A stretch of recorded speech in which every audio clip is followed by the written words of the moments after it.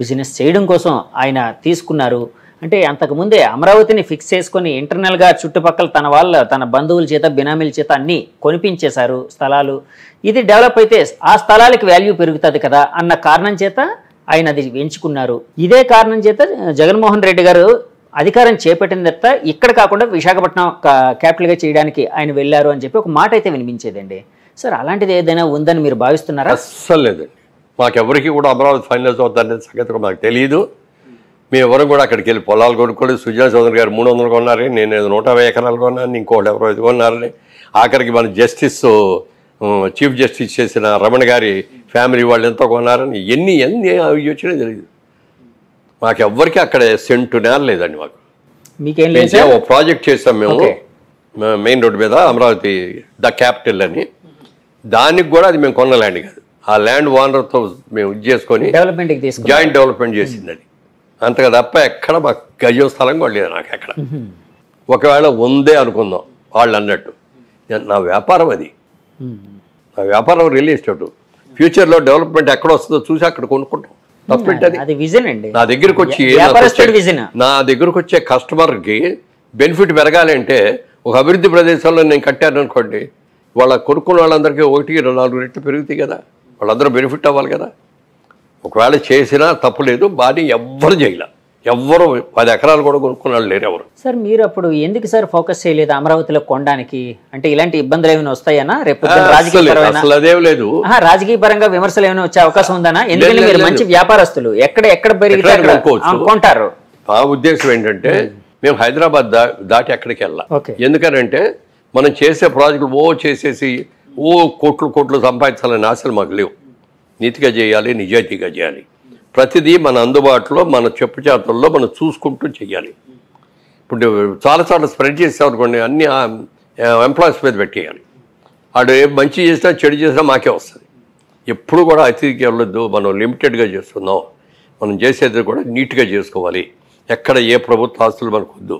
రైతుల దగ్గర నుంచి క్లియర్ ల్యాండ్స్ కొనుక్కుందాం, డెవలప్ చేసుకుందాం అని చేశాం. కాబట్టి అక్కడికి వెళ్ళాలనుకోవాలి. కాకపోతే ఏంటంటే రాష్ట్ర విభజన జరిగింది, ఒకటే ఆంధ్రప్రదేశ్ అనుకున్నది, తెలంగాణ విడిగా, ఆంధ్రప్రదేశ్ విడిగా 2 రాష్ట్రాలుగా చీలినాయి. కాబట్టి మనందరం కూడా అక్కడి నుంచి వచ్చిన వాళ్ళం. కాబట్టి ఒక వైజాగ్ను ఒక విజయవాడ మనం కూడా చేస్తే బాగుంటుందని ఒక ఆలోచనలు వచ్చి కొందామని వెళ్తే అప్పటికే రేట్లు పెరిగిపోవడం వల్ల కొనలేకపోయాం. సరే ఏదో దొరికింది, జాయింట్ డెవలప్మెంట్ చేసాం. అంతకుమైనా ఏమీ చేయలే. వైజాగ్లో కూడా ఏమీ కొనలేదు. మాకు అక్కడ ఆటోమొబైల్ బిజినెస్ ఉంది, మారుతి కార్ డిస్ట్రిబ్యూటర్స్, మాకు షోరూమ్స్, వర్క్షాప్స్ వేయండి. వాటికి కావాల్సి కొనుక్కున్నాం. మార్కెట్ రేట్లో కొనుక్కున్నాయి. ఇది కూడా గవర్నమెంట్ ఇచ్చిన ఏం కాదు. అంతగా మినహాయిస్తే వ్యాపారం కోసం, రియల్ ఎస్టేట్ వ్యాపారం కోసం ఎక్కడ ఒక గజం కూడా కొనాలి ఆంధ్రప్రదేశ్లో. సార్ ఇప్పుడు అంటే తెలంగాణ, ఆంధ్రప్రదేశ్ 2 స్టేట్స్కి విడిపోయింది. సరే, ఇంతకుముందు చంద్రబాబు గారు జమానా 5 ఏళ్ళు ఆయనది, తర్వాత జగన్ గారు జమానా. మళ్ళీ ఇప్పుడు 2024లో ఇప్పుడు కూటమి వచ్చింది, చంద్రబాబు గారు మెయిన్గా. సో రియల్ ఎస్టేట్ పరిస్థితి ఎలాగుండే అవకాశం ఉందని మీరు భావిస్తున్నారండి? ఎందుకంటే ఆ విజన్ అనేది మీకు ఉంది కాబట్టి అడుగుతున్నానండి. రియల్ ఎస్టేట్ అనేది ఇవాళ రోజున ఏదో కోట్లు ఈజీగా సంపాదించవచ్చు, తెల్లారిపాటికి వచ్చేస్తాయి అనుకోండి. చాలామంది వచ్చారు, చాలామంది చేశారు, చాలా తప్పులు చేస్తారు కొంతమంది.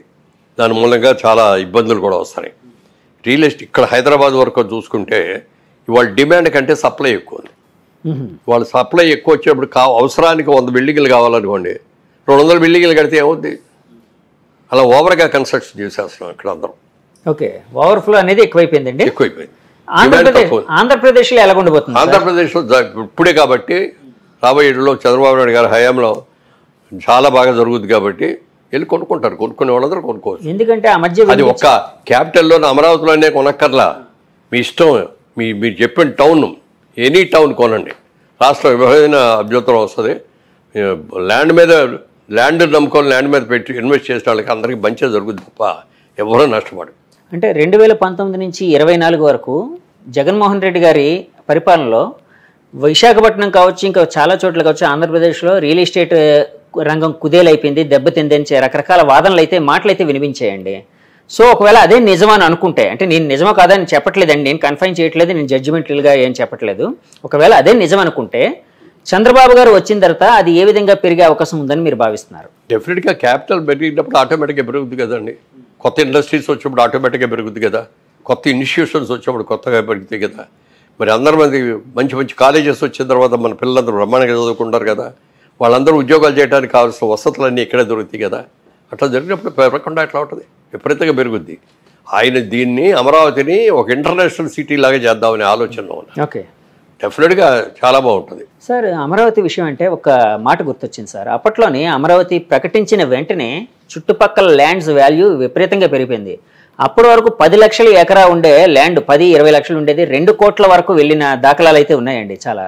అంటే ఆ ఎప్రిషియేషన్ అనేది ఎగ్జాగరేషన్ స్టేట్కి వచ్చిందని భావించచ్చా, ఇంకా పెరిగే అవకాశం ఉందని భావించచ్చా? ఇప్పుడు ఏం చెప్పలేరు కానీ డెఫినెట్గా పెరిగే అవకాశం ఉందా సార్?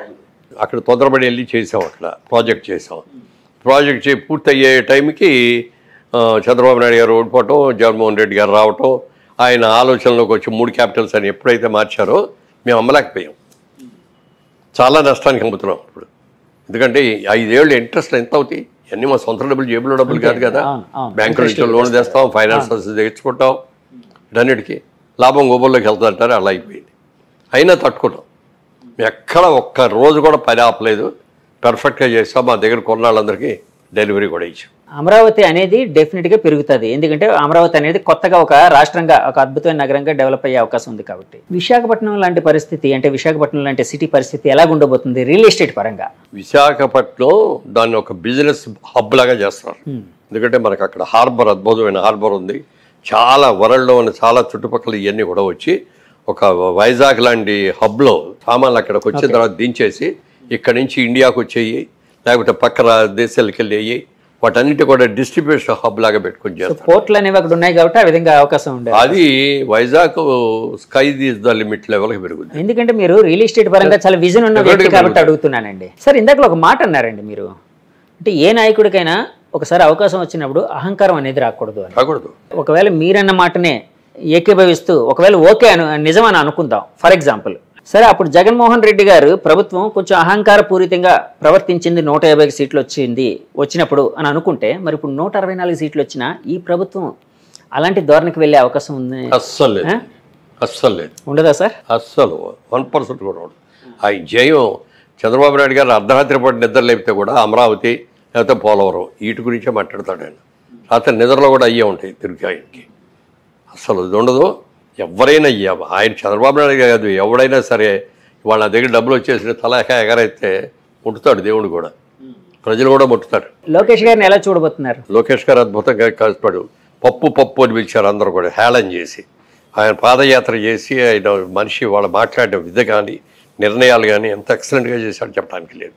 అలాగే సినిమా వాళ్ళు వస్తారు పోతారు, వాళ్ళు ఏం చేయలేరు అనుకున్న పవన్ కళ్యాణ్ గారు దాదాపు 15 సంవత్సరాలుగా గెలిచినా ఓడినా ఇక్కడే ఉండి ఇవాళ రోజున కీ అయిపోయాడు. ఈ కూటమి రావడానికి ముఖ్య కారణంలో చెప్పాలంటే అది ఆయనే తీసుకున్న లీడ్ అండి. చంద్రబాబు నాయుడు గారిని ఒప్పించుకున్నారు, అక్కడికి వెళ్ళి మోడీ గారిని ఒప్పించారు. వచ్చే ప్రభుత్వ వ్యతిరేక ఓటును చీల్చుకోకూడదు, మనం ఒకే ఇదిగా రావాలి అని చెప్పి చేసి ఎంత ఎక్సలెంట్గా చేశారో, మోడల్ లాగా చేశారు కూటమి అనేదాన్ని. దానికి పూర్తిగా పవన్ కళ్యాణ్ గారిని చేయాలి. తర్వాత లోకేష్ గారు, యంగ్ జనరేషన్ రావాలి ఇక్కడి నుంచి. వీళ్ళందరూ కూడా ఇప్పుడు యంగ్స్టర్స్ రావాలి అంటే వాళ్ళకి చేయాలి, వాళ్ళకి అవకాశం ఇవ్వాలి. థ్యాంక్ యూ వెరీ మచ్ అండి. ఇంకోసారి డెఫినెట్గా చేద్దాం సార్. చూసారు కదండి, ఇది మురళీమోహన్ గారి అంతరంగం. చాలా విషయాలు పంచుకున్నారు మనతోని. సో ఈ ఇంటర్వ్యూ మీకు నచ్చితే మా ఛానల్ లైక్ చేయండి, కామెంట్ చేయండి, షేర్ చేయండి, సబ్స్క్రైబ్ చేయండి. Thank you very much. Signing off, me Jagadish. By by.